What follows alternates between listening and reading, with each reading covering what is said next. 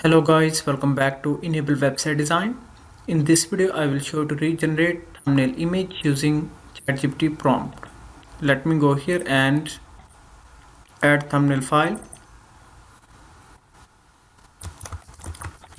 generate image with exact this thumbnail image ratio. I need to use it on Fiverr.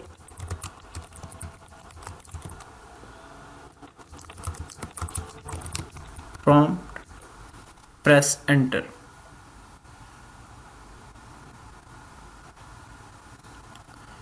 Now here you can see it is generating a prompt.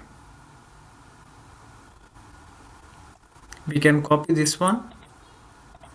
Then you can go here and type Gemini Google. This one is the official website where you can use Nano Banana. Then you can add your prompt here and you can optimize it.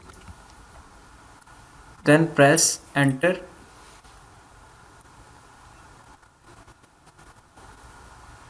So now it will generate a professional thumbnail image within few seconds. Okay, here you can see that's looking perfect.